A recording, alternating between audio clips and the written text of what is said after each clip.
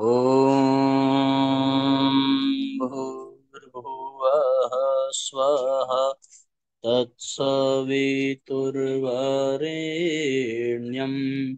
भर्गो देवस्य धीमहि धियो यो नः प्रचोदयात्। ॐ चैतन्यं शाश्वतं शान्तं व्योमातीतं निरञ्जनं नादबिन्दुसमानीतं तस्मै श्रीगुरवे नमः।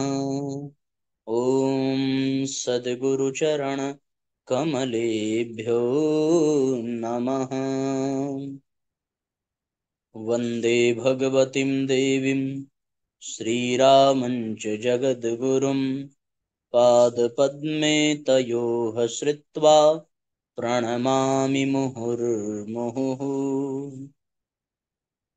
परम पूज्य गुरुदेव एवं परम वंदनीय माता जी के दिव्य संरक्षण में विराजमान ऑनलाइन दैनिक स्वाध्याय के आज के सत्र में आप सभी आत्मीय बंधुओं का बहुत बहुत स्वागत, बहुत बहुत अभिनंदन है साथियों। आइए भावपूर्वक आज के सत्र का हम सभी शुभारंभ करें। आज का पहला अध्याय है बुद्धत्व। बुद्धि से बोध की यात्रा ही बुद्धत्व है। बुद्धत्व में बोध की चरमता और परमता होती है, परंतु सामान्य रूप से उन्हें पहचानना कठिन है। बुद्धत्व को प्राप्त व्यक्ति किस तरह के होते हैं, उनकी क्या विशेषताएं होती हैं, वे औरों से कैसे भिन्न होते या दिखते हैं, इसे जानने की इच्छा बहुतों को होती है। इस बारे में 31 भाषाओं में अनुवादित हो चुकी चर्चित पुस्तक गुड क्वेश्चन गुड आंसर के लेखक बौद्ध सन्यासी भंते श्रावस्ती धम्मिका ने अपने अनुभव और निरीक्षण के आधार पर जो लिखा है वह संक्षिप्त में इस प्रकार है। प्रबुद्ध लोगों में कुछ पुरुष हैं, कुछ महिलाएं। ऐसे लोगों को हम किसी मठ, आश्रम, जंगल या छोटे कस्बे में पा सकते हैं। ये सच है कि ऐसे लोग बहुत ज्यादा नहीं हैं, लेकिन जितना लोग अनुमान लगाते हैं उनसे कहीं ज्यादा ऐसे लोग हैं। ऐसा भी नहीं कि बुद्धत्व या ज्ञानोदय की प्राप्ति अत्यंत कठिन है। दुखद सत्य ये है कि ज्यादातर लोग स्वयं को अज्ञानता और लालसाओं की कोठरी से बाहर निकालना ही नहीं चाहते। किसी प्रबुद्ध व्यक्ति को भीड़ में पहचान पाना आसान नहीं है, क्योंकि ऐसा व्यक्ति शांत और स्थिर होता है, लेकिन अवसर आने पर वह अलग नजर आता है। उदाहरण के लिए, यदि कहीं विवाद हो या अशांत वातावरण हो जहां हर कोई गुस्से में हो, तब वह प्रेम से परिपूर्ण और शांत नजर आएगा।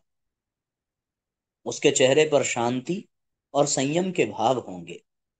उपद्रव की स्थिति में भी उसकी गति संयमित और स्थिर होगी।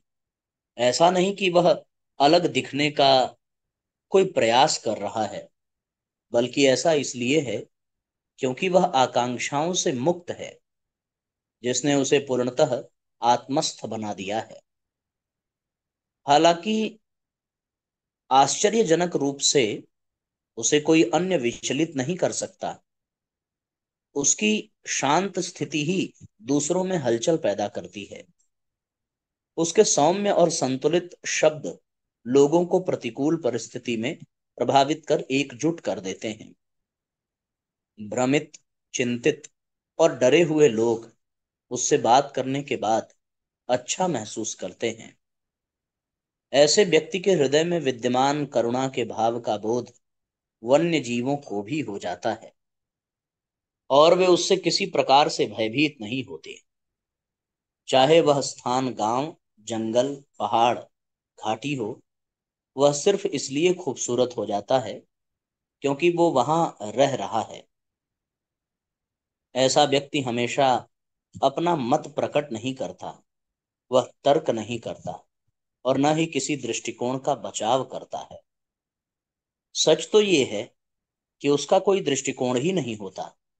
इसके कारण लोग अक्सर उसे मूढ़ भी समझ लेते हैं। ऐसा व्यक्ति जब व्यग्र नहीं होता, प्रतिकार नहीं करता, तब भी लोग समझते हैं कि उसके साथ कुछ न कुछ गड़बड़ है।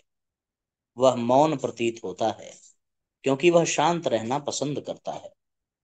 लोग समझते हैं कि वह कमजोर है, जबकि वास्तव में वह बहुत शक्तिशाली होता है।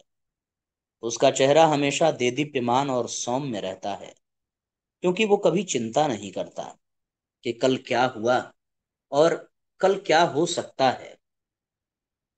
उसके कार्य गरिमापूर्ण होते हैं, क्योंकि वह जो कुछ करता है उसके प्रति स्वाभाविक रूप से चैतन्य रहता है। उसकी आवाज सुनने में प्रिय लगती है और उसके शब्द सौम्य, शिष्ट, स्पष्ट और सटीक होते हैं। वह इस संदर्भ में अद्भुत होता है कि उसे शारीरिक सौंदर्य या वाक्पटुता से कुछ लेना देना नहीं होता।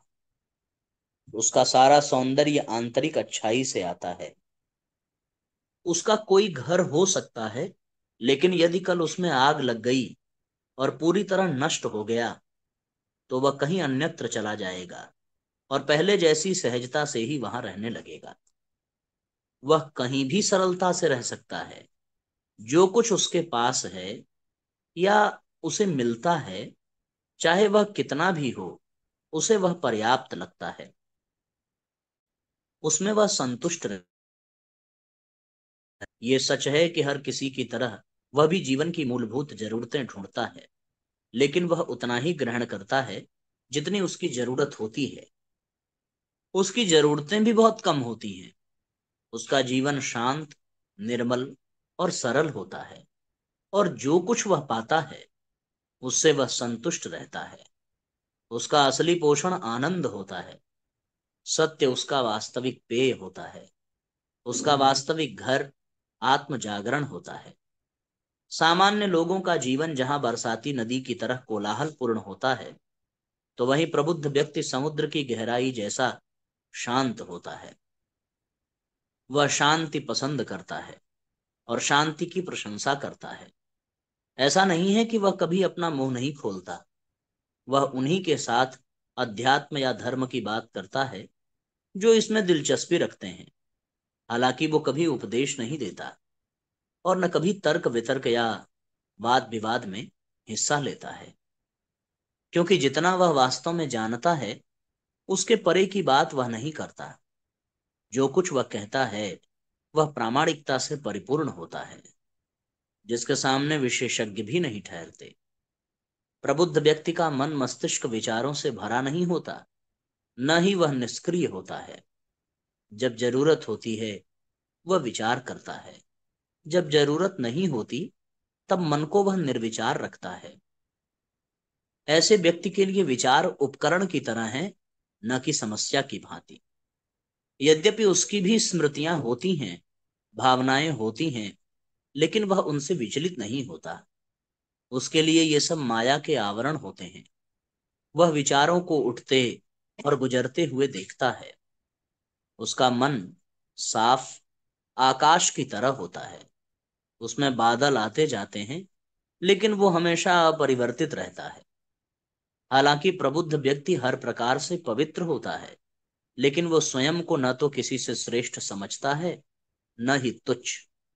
दूसरे लोग जैसे होते हैं उन पर उसका कोई मंतव्य नहीं होता और न उनसे उसकी कोई तुलना होती है। वह न किसी के पक्ष में होता है और न विरुद्ध में।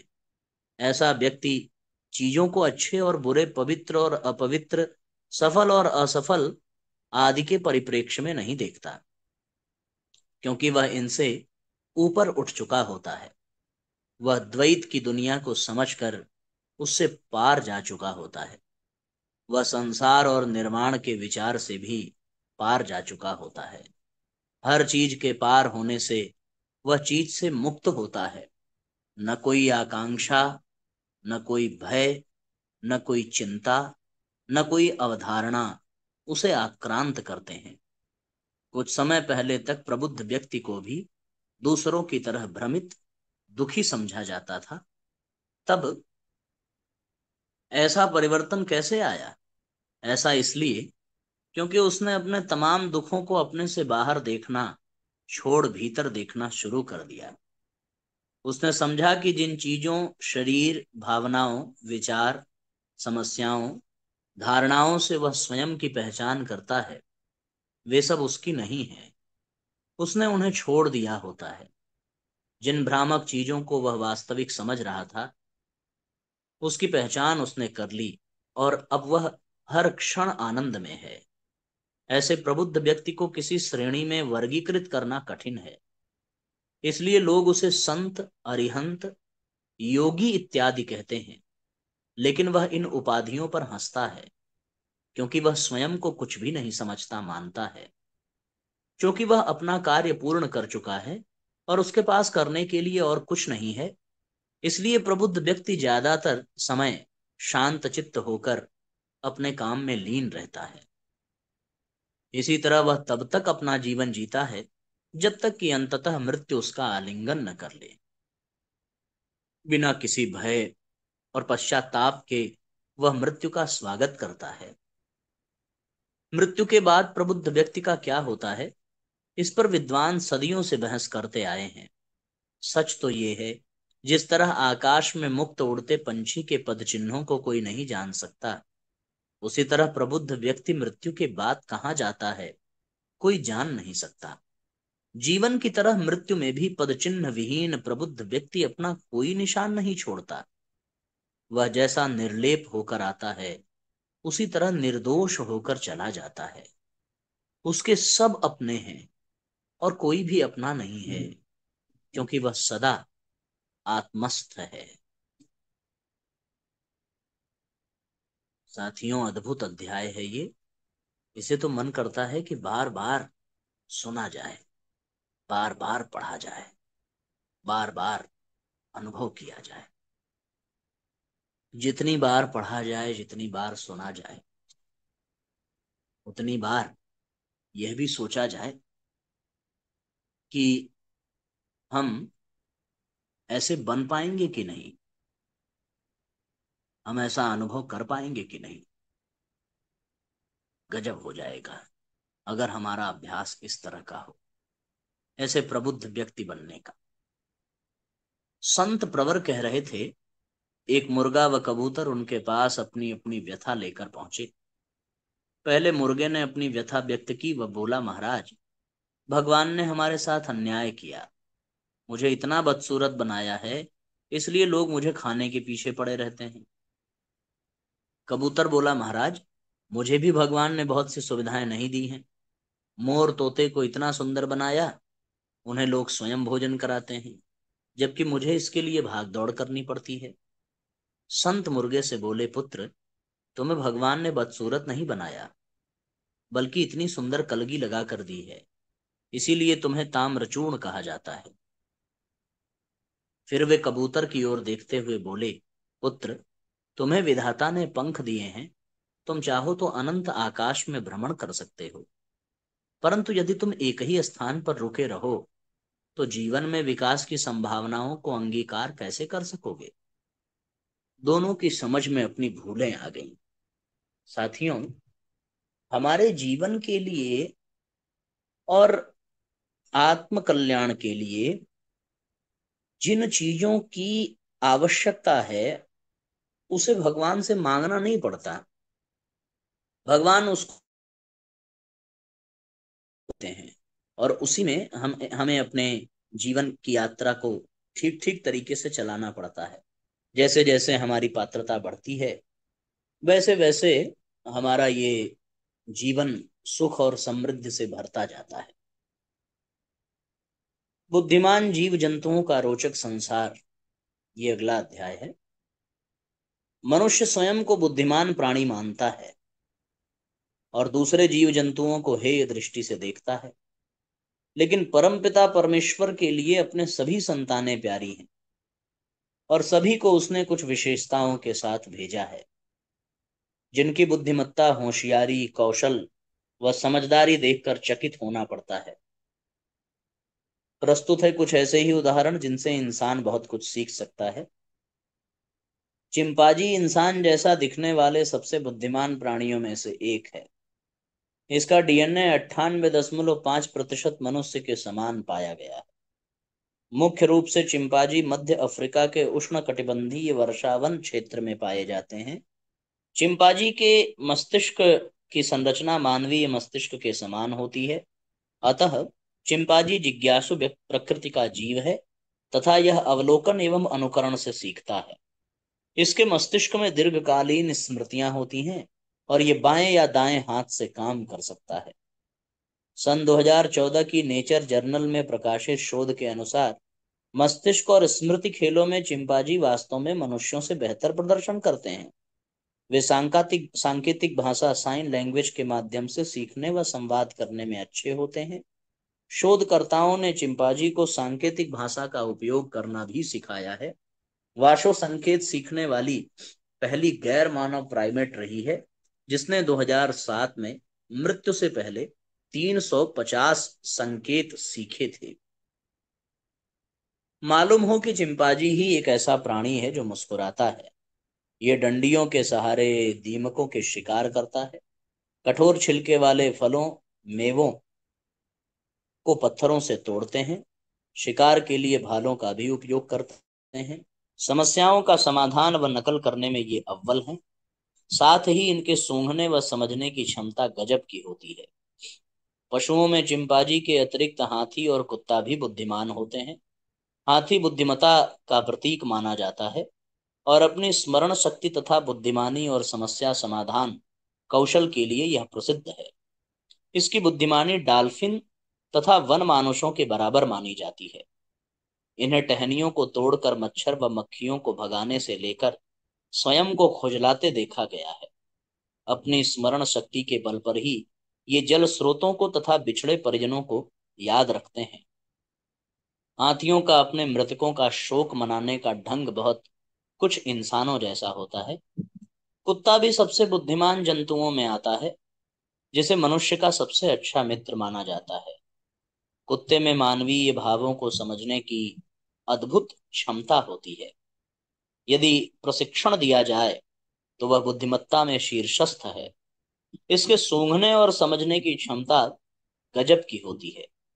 साथ ही कुत्ते को स्वामी भक्ति के लिए भी जाना जाता है और कुत्ता अपने मालिक के लिए कुछ भी कर सकता है। कुत्ता जिन्हें प्यार करता है उन लोगों को भी नहीं भूलता। आश्चर्य नहीं कि कुत्ते को प्रशिक्षण देकर सेना में भर्ती किया जाता है। भेड़िए व लोमड़ी की होशियारी के किस्से भी ग्रंथों में भरे पड़े हैं। हालांकि ये मानव से थोड़ा बचकर दूर रहते हैं, लेकिन अपने समूह में इनका व्यवहार दर्शनीय रहता है। पेंगुइन जैसे उभयचर प्राणी का मस्तमौला अंदाज भी सबको आकर्षित करता है। यह भी पर्याप्त बुद्धिमान होता है, जो स्वयं को दर्पण में पहचान सकता है। पुकारने पर ये दौड़कर चले आते हैं और इन्हें किसी भी कार्य के लिए प्रशिक्षित किया जा सकता है।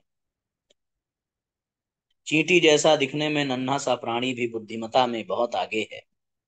इसमें कई ऐसे लक्षण दिखने को मिलते हैं जो इसकी बुद्धिमानी को सूचित करते हैं। ये भूमि के भीतर अपने सुनियोजित भवन का निर्माण करती है और इनमें भूकंप व अन्य प्राकृतिक आपदाओं के पूर्व अनुमान की क्षमता होती है। ये अपने रास्ते को पहचान जाती है और बातें करते करते अपने लक्ष्य की ओर पहुंच जाती है। वानर परिवार का भारी भरकम जीव गोरिल्ला भी अपनी सज्जनता के साथ बुद्धिमत्ता के लिए जाना जाता है। गोरिल्ला एक शाकाहारी प्राणी है जो मनुष्य से 6 से 15 गुना अधिक ताकतवर है। इसका वजन 200 किलो होता है और ये 35 से 40 वर्ष जीता है। इसकी ऊंचाई 2 पैरों पर खड़े होने पर 6 फीट तक पहुंच सकती है। इसका प्राकृतिक आवास उप सहारा अफ्रीका में उष्ण कटिबंधीय या उपोष्ण कटिबंधीय जंगल है। सबसे बड़ा प्राइमेट गोरिल्ला उपकरणों का उपयोग कर सकता है और उच्च स्तरीय भावनात्मक क्षमता लिए होता है। पानी को पार करते हुए ये डंडे के सहारे इसकी गहराई नापता है और अपने लिए आरामदायक घर तैयार करता है। यह चतुर प्राणी विविध प्रकार के भावों को दर्शाता है। सागर के तटों व नदियों में रहने वाला स्तनपायी जीव डॉल्फिन भी अपनी बुद्धिमत्ता, मिलनसारिता और चपलता के कारण सभी का ध्यान आकर्षित करता है। और यह इंसान का एक प्रिय साथी सहचर है। डॉल्फिनों में मस्तिष्क और शरीर का अनुपात मनुष्य जैसा होता है। शोध के अनुसार डॉल्फिन मनुष्य से भी कहीं अधिक बुद्धिमान और संवेदनशील हैं। ये अमूर्त अवधारणाओं को समझते हैं, औजारों का उपयोग करते हैं और प्रस्तुत समस्याओं का हल कर सकते हैं तथा परिष्कृत भावनाओं को प्रदर्शित करते हैं। आश्चर्य नहीं कि इन्हें जल में विचरण करने वाला सबसे भावनात्मक जीव कहा जाता है। डॉल्फिन जिस व्यक्ति से मित्रता कर ले तो उसे जीवन पर्यंत याद रखता है। इसके अतिरिक्त डॉल्फिन 20 वर्षों तक अपने साथी के साथ हुए संवाद को भी याद रख सकता है। कुत्तों की तरह डॉल्फिन मनुष्य से आदेश सीख सकते हैं। अध्ययन से पता चला है कि बॉटल नोज डॉल्फिन स्वयं को दर्पण में पहचान सकते हैं और मेटाकॉग्निशन में सक्षम होते हैं। अमेरिकी नौसेना में डॉल्फिनों को घाटों, बंदरगाहों और जहाज के निषिद्ध क्षेत्रों में घुसपैठियों का पता लगाने के लिए प्रशिक्षित किया जाता है। डॉल्फिन समूह की ओरका प्रजाति अपनी खूंखार प्रवृत्ति के साथ अपनी बुद्धिमत्ता के लिए जानी जाती है और पूरी रणनीति बनाकर समूह में शिकार करती है, जिसे देखकर इसके रणनीतिक कौशल का लोहा मानना पड़ता है। समुद्र में रहने वाला ऑक्टोपस भी एक रोचक प्राणी है, जो परिस्थिति व खतरे को देखते हुए तदनुरूप अपना रंग, रूप व आकार बदलने में माहिर है। पलक झपकते इसके स्वरूप को बदलते देखा जा सकता है। यह जार के ढक्कन खोलने से लेकर सकरे स्थल से पार होने और मछली घर से बाहर निकलने की बुद्धिमत्ता रखता है।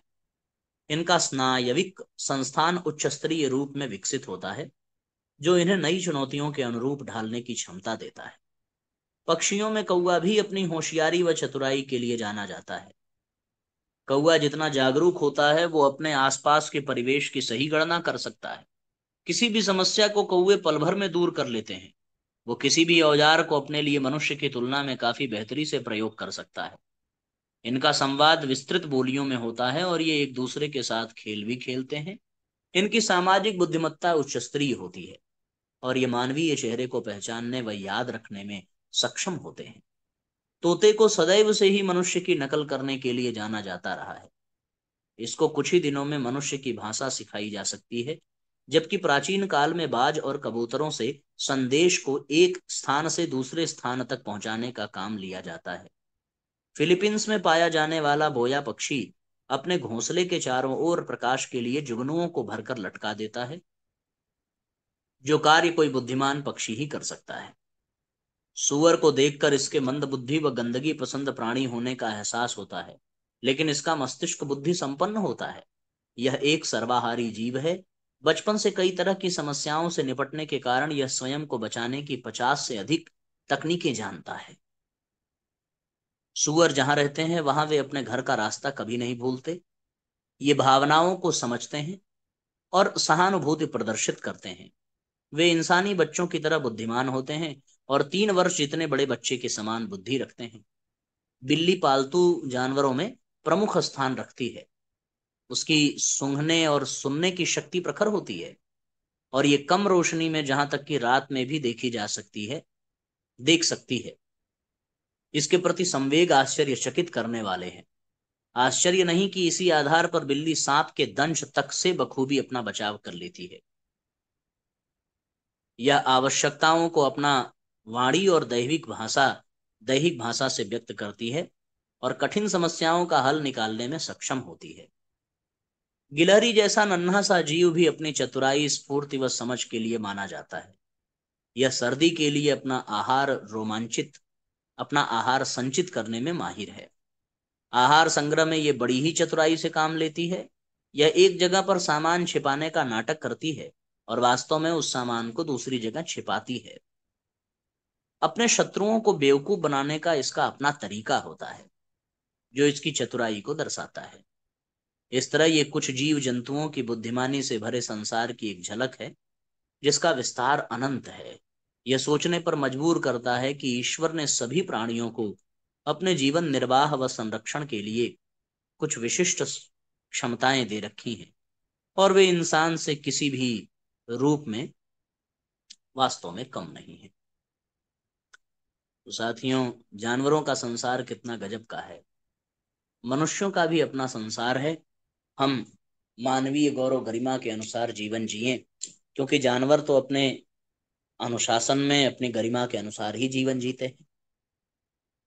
यस्तन्न वेद किम मृचा करिष्यति, अर्थात वह जो उस आकाश को, जो अपरिवर्तनीय व अविनाशी है, उसको नहीं जानता, तो वह वेद जानकर क्या करेगा। सही बात है, पहले जीवन की समझ हो, उसके बाद वेदों की समझ। आइए अब आज के सत्र को साथियों विराम देंगे। गायत्री मंत्र हमारे साथ साथ बोलने का क्रम करें। ओम भूर्भुवः स्वः तत्सवितुर्वरेण्यं भर्गो देवस्य धीमहि धियो यो नः प्रचोदयात्। सभी आत्मीय बंधुओं को बहुत बहुत प्रणाम, बहुत बहुत धन्यवाद साथियों जुड़ने के लिए। अधिक से अधिक शेयर जरूर करें। सबको प्रणाम, सबका मंगल हो। जय राम जी की। शुभ रात्रि।